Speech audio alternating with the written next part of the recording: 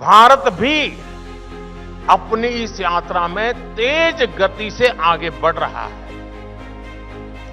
अगले डेकेड में भारत जिस ऊंचाई पर होगा वो अभूतपूर्व होगी, अकल्पनीय होगी। और ये भी मोदी की गारंटी है। आप एस्पिरेशनल डिस्ट्रिक्ट का उदाहरण लीजिए। वर्षों तक इन जिलों को, यहां रहने वाले करोड़ों देशवासियों को पिछड़ा बताकर भाग्य के भरोसे छोड़ दिया गया था।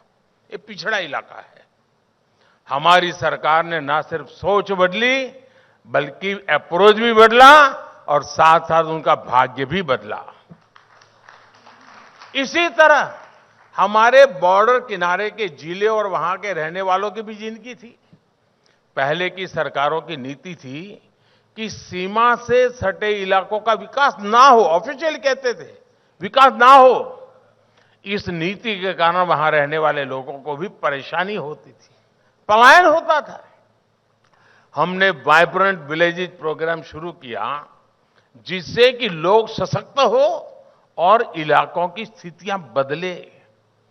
दिव्यांगों का उदाहरण देखिए। वर्षों तक इन पर किसी ने ध्यान नहीं दिया क्योंकि वोट बैंक नहीं थे। हमने ना सिर्फ दिव्यांगों को हर क्षेत्र में प्राथमिकता दी बल्कि लोगों की सोच भी बदली। आप हैरान हो जाएंगे जी, मैं कहूंगा ये ऑडियंस को तो शायद बेचैनी हो जाएगी। हमारे यहां राज्यों में लैंग्वेजेस अपने अपने तरीके से विकसित हुई, विविधता है, गर्व का विषय है। लेकिन हमारे जो स्पेशली एबल्ड लोग हैं, जिनको सुनने बोलने की दिक्कत है, उनके लिए साइनेजेस की जरूरत होती है। आप हैरान होंगे, हमारे देश में साइनेजेस भी अलग अलग प्रकार के चलते थे। अब मुझे बताइए कि दिल्ली का आदमी जयपुर जाए और सामने वाला दूसरी साइनेजेस से बात करेगा तो क्या होगा उसका। आजादी के इतने सालों के बाद मैंने उस काम को किया, कमेटी बिठाई और आज पूरे देश में मेरे दिव्यांग जनों के लिए एक ही प्रकार के साइनेजेस पढ़ाए जाते हैं। बात छोटी लगेगी लोगों, लेकिन जब एक संवेदनशील सरकार होती है ना, तब उसकी सोच, उसका अप्रोच जमीन से जुड़ा हुआ होता है, जड़ों से जुड़ा हुआ होता है और जनों से जुड़ा हुआ होता है।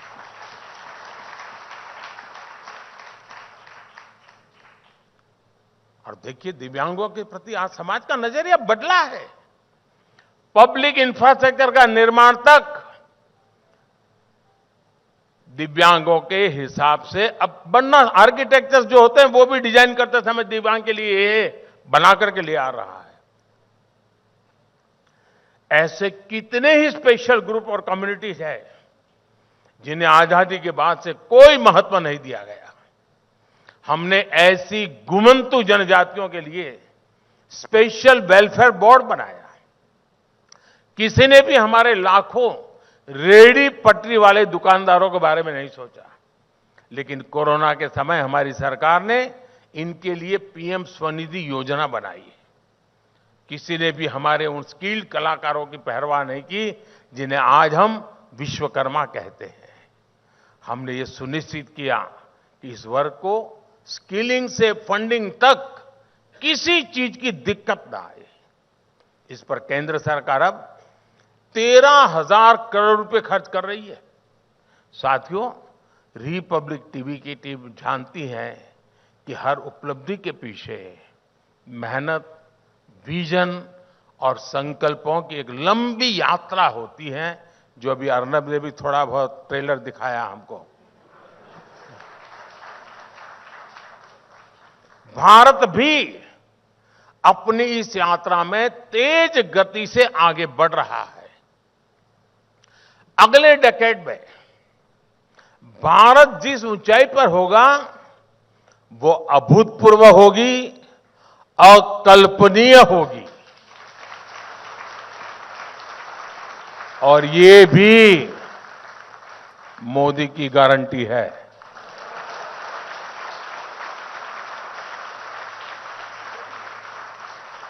साथियों, मुझे अच्छा लगा आप भी एक ग्लोबल विजन को लेकर के आगे बढ़ रहे हैं, तो मुझे पक्का विश्वास है। लेकिन जो आपने कहा, तो मैं विदाउट रॉयल्टी एक दो सुझाव दे दूं। कोई रॉयल्टी की जरूरत नहीं है मुझे। देखिए, आप राज्यों की जो चैनल बनाने के लिए सोच रहे हैं, एक के बाद एक करने जाएंगे तो मिल नहीं बैठेगा साहब।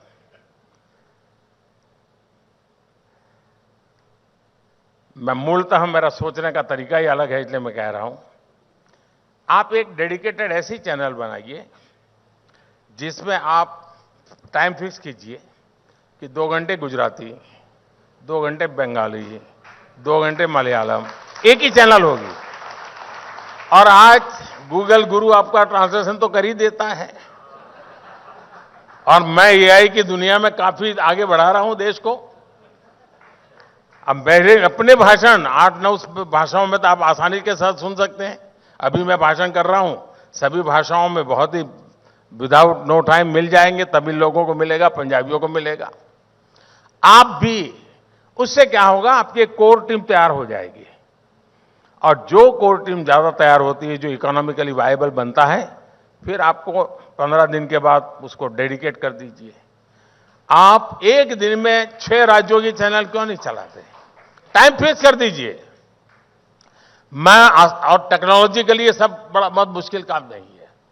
दूसरा, जो आप ग्लोबल चैनल बनाना चाहते हैं, जरूरी नहीं कि हर कोई आपकी चैनल देखे। शुरू में आप एक न्यूज एजेंसी के रूप में सार्क देशों पर काम कर सकते हैं। ये मालदीव वाले लोगों को मदद हो जाएगी।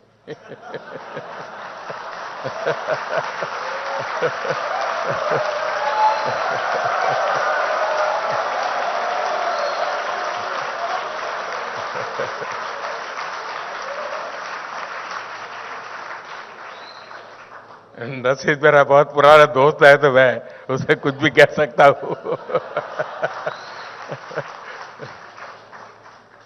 लेकिन अगर आप सार्क देशों में कम से कम, क्योंकि उन लोगों को इंडिया के न्यूज में इंटरेस्ट होता है, सार्क देशों में उनकी लैंग्वेज एक प्रकार से, फिर बिम्स्टेक में चले जाइए। धीरे धीरे मैं समझता हूं, लेकिन ये काम ऐसा नहीं होता साहब कि इस 5 साल में मनरेगा करूंगा, फिर 5 साल तक मनरेगा के ढोल पिटूंगा। देश ऐसे नहीं चलता है जी। देश तेज गति से चलता है। देश को बहुत बड़े काम करने होते हैं। और मैं मानता हूं, आपको तो चुनाव लड़ना नहीं है, अभी चिंता क्यों कर रहे हो? और मुझे लड़ना है तो भी मैं चिंता नहीं करता हूं।